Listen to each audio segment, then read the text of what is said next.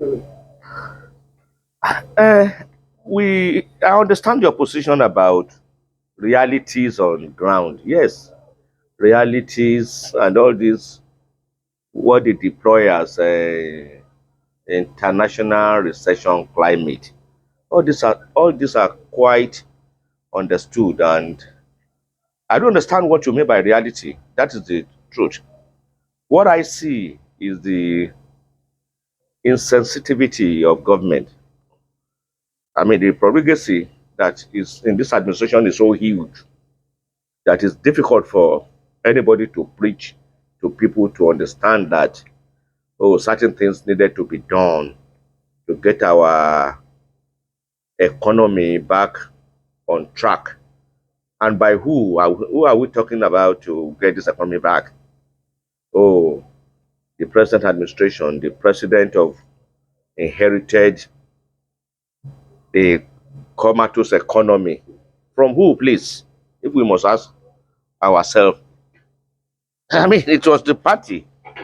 It was his party that he was there, and the Emilio man was quite instrumental to bringing in the people, the person you all want to put the blame on now.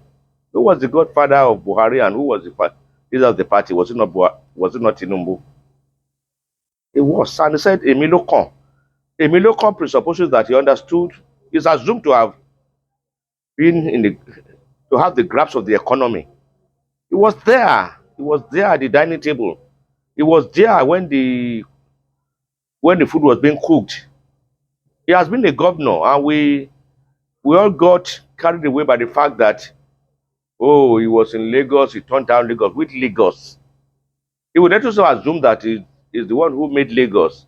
Now, how is it now finding it difficult to do this? The point is, this government has not demonstrated in any way that is ready, is really appreciate the suffering of the masses. The profligacy is much. I mean, I think it was in the point that I was reading the fact that in 3 months, the office of the first lady has got about 701 million on travel expenses to countries. We are spending money on a person whose office is not recognized by the constitution. Yet in the supplementary budget, we learned that he got about 1.5 billion for vehicles. I mean, for his office. Apart from that, apart from the office, the 2.9 billion on the sport utility vehicle for the villa. What are we talking about? So, and that is apart from the jet bought for the office of the president and the Cadillac limousine just recently purchased. And of course, even the president himself keep going about world capitals. I mean, as if traveling is an engendered phenomenon. No serious leader goes about the way Tinubu has been going about. No serious leader. Your house is in disarray. People are complaining of hunger. Instead of you sitting down at home and fixing problems, and then you have the temerity to go abroad and tell I mean, you want for the hearing of your sponsors, the Bretton Woods and the IMF, oh, that you taken bold steps. What has it done that others have not tried to do? And where is the benefits to Nigerians in all of these IMF projected policy options? We had our SAP. Even on subsidy removal, Tinubu led, Tinubu and his people led people to Ojota and occupied the place for about 2 weeks, protesting against subsidy. It will impoverish Nigerians. It will, they should remove corruption around around subsidy. That subsidy wasn't the issue. That is corruption in it. Yes, they were right, but then the same subsidy without any thought, you simply subsidy is gone, and you are so excited about it. And we have seen the consequences. There's no, you see, we shouldn't have had any problem with all these vehicles being purchased for official use. But you can imagine if Nigerian manufacturing companies were the ones supplying all these vehicles, all this money will be, these are imported vehicles, 160 million spent on vehicle for each of the national, I mean, House of Reps members. And of course, we don't know, I'm not in the know of what is spent for every senator. So the reality to face is that this government is insensitive, is irresponsible in its spending. It's not caring about anybody. It simply is to your face, impunity. What can they do? And that's where we are. They are rushing people to. They are rushing people to court to try them for treason. I mean, it is not in the issue is not about the end bad governance demonstration itself. It is to find a way to warn people that if you try it next time to protest any form of hardship, then this is what you are going to get. Uh, we are waiting to see how those charges will stand up in court.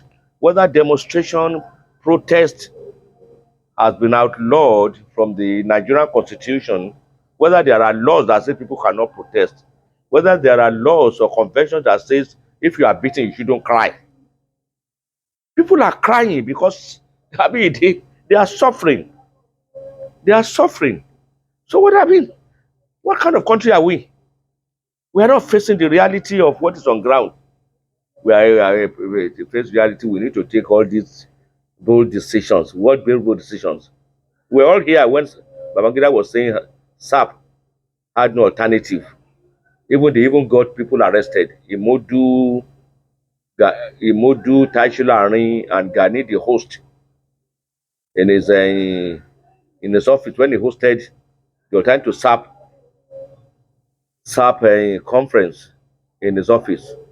And we had the likes of Olufala is saying, oh, there was no alternative to SAP as SSD. I mean, it's not right. There are a lot of things that are not right. Yes, a country can go into recession, and even recession is more of a market economy thing where dogs eat dog, money chasing money all over the place. There are many there are many societal organizations that has no business partaking in the Western model of economic management. Therefore, are going to be free from their malaise. And I mean, it's like when they lose their jobs there, they lose their homes because they cannot sustain. Once they don't have job, they are unable to pay mortgage. You don't become homeless here in Nigeria because you have lost your job. If you have been able to put up a building, but you can't even access anyway. You can't even access housing loan. Even at my level, I can't access a housing loan. I cannot because it's a rental economy. It's a prebendal political arrangement. The banks would rather give you money to quickly import and sell and return their money.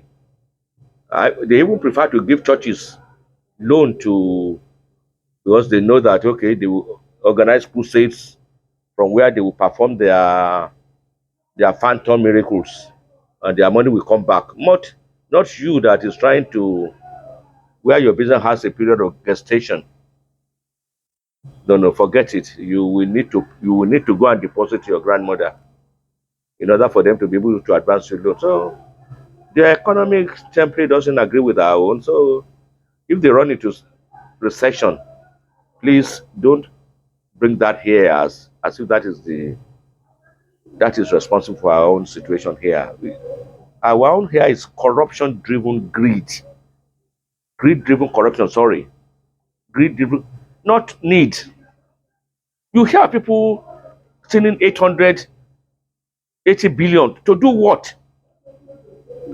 In any case, you are not even stealing this money. Apply it back into the economy by building factories, by ensuring people are employed. Here, where you recycle the process of corruption, you take it out. and then we want to borrow money. We The country goes there to borrow its own money because most of these deposits are by Nigerians, and these people know it. Those who are those who are asking you to implement these policies, I mean, that affects education, health, every social infrastructure that we may need as a developing country. We are asked to sacrifice it. Oh, you dare not subsidize that. Meanwhile, they are subsidizing nearly everything, including their agri. They have welfare policies where unemployment benefits are paid. But we are busy hailing what they call student loan. What student loan?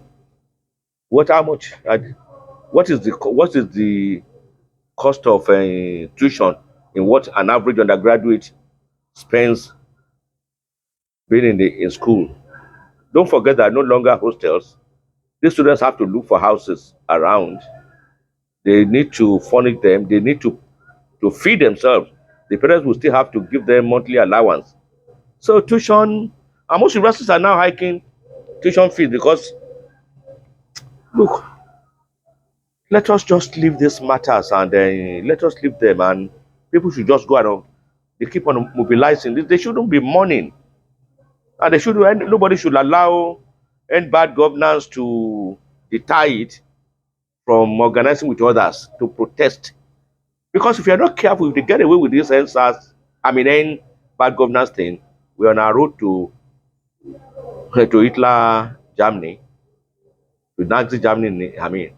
Nazi regime in Germany, and we should not be deceived that this is democracy. No, Hitler was also elected. Was elected. It wasn't a military. He didn't get to become chancellor because he staged a coup. No, let's don't deceive ourselves.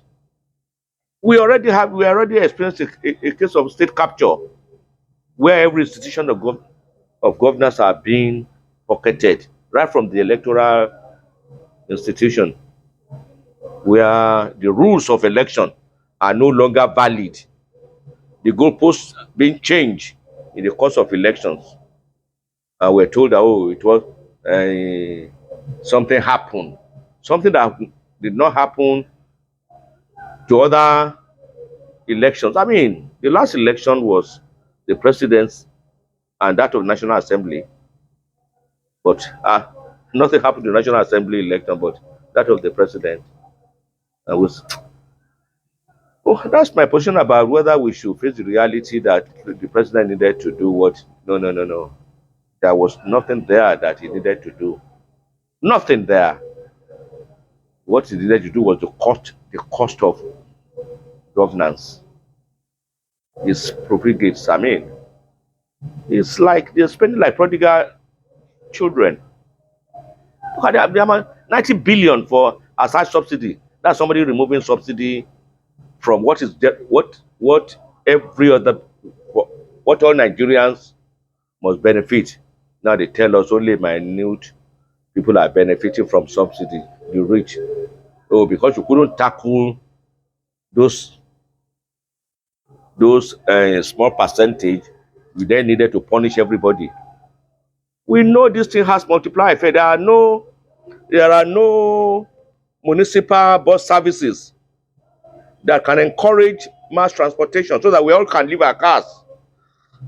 No, you need to be a trained wrestler to be able to join a bus from Oshodi to to anywhere. Oshodi being the central garage, or you come from Ojota to Lagos Island, you need to be a wrestler because you have to just to help people push and pull for you to be able to enter the vehicle. The hospitals are not working. So even if you increase minimum wage to 1 billion, you can be sure that the value will not amount to much because those things that people spend money on are not. Is what do people spend money on? Health, school of their I mean their children's schools, transportation, food. These are the what people spend money on, but they've gone out of the roofs. Even before you have even started paying the minimum wage, you have jacked up petroleum about 2 times. That's wickedness. It shows insensitivity by government. Well, I don't know whether I've met you, I've been able to respond to your question. Thank you. How many minutes?